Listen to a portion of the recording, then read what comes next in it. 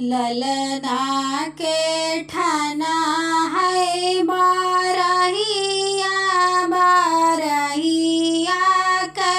तैयारी बारहिया के तैयारी में हो सासु दई देती भैया कहने बतावा बारहिया मैं आवे बारहिया मैं आवाई हो सासु दई देती भैया कहने बतावा बारहिया मैं आवे रहिया मैं आवाई हो मचिया ही बैठी है सासु तबऊ हरि से बोलता बऊ हरि से बोलाई हो बऊ हरि तोरा नैहरवा बारहिया मैं कैसे आई हाई हो बाहू तोरा भैया बाटे गारी बाबा बारहिया में कैसे आई हाई हो यतनी बाचनी सुन बहुआ तो मनवा दुखित भाये हो बहिनी आई गए सासू के भैया और ननद ननदोई हो बहिनी बाऊ हरि जे बैठी आंगनवा रोमई बहिनी बाऊ हरि जे रोवे आंगनवा बीरन नाही आवाई हो झझकी के आवई नदिया गरब बोली बोलाई हो भौजी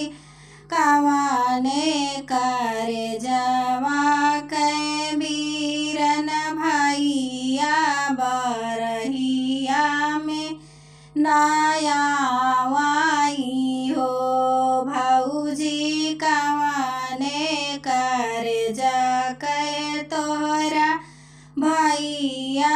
बारहियो में नायावाई हो काऊ कही हमारी ननदी कहत दुख लागई हो ननदी हमारो गरीब बाटे बीरन भैया ने बतवा नाही पावाई हो ननदी माई तो हाई तोहरी मलकिन बापैया तोहरे से ठाई हो ननदी भैया तोहरे करे ले नौकरिया ने बतवा नाही दिया ने बतवा नाही दियाई हो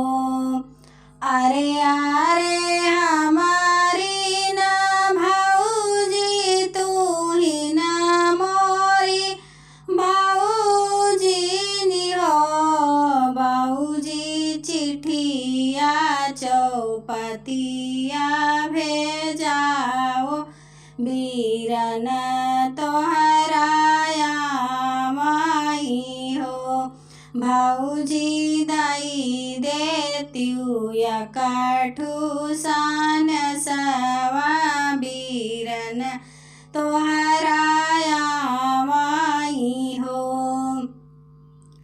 गावा कई हमारे सोनरवा सोनरवा भैया मितवाई हो भैया दई देता बिरन कैसा देसवा बरहिया में आवाई हो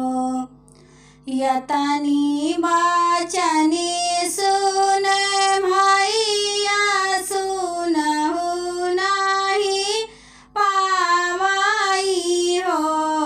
भैया चलले बहिनिया के देश बरहिया भयनवा के हो बहिनी के लिए चुनरिया तो सासू के पियरियाई हो भैया लैले है भयनवा का कर धन औरो गले मोहर तो औरो गुजहराइयो भैया लैले है भयनवा के गुजर कमर कर धनिया बरहिया में आवाई हो घोड़वा से उतारे हैं भैया बहिन मुहा देखाई हो बहिनी काहे तो मनवा मालिन सुसुकी तू ही रोवाऊ हो काऊ काही मोरा भैया कहत दुख लागई हो भैया सास ससुर सेठ महाजनवा गरीब नाही पूछाई हो बापाई तौराल किसनवा किसनिया बड़ी सुंदरी हो बहिनी हमारो तो लगी गए नौकरिया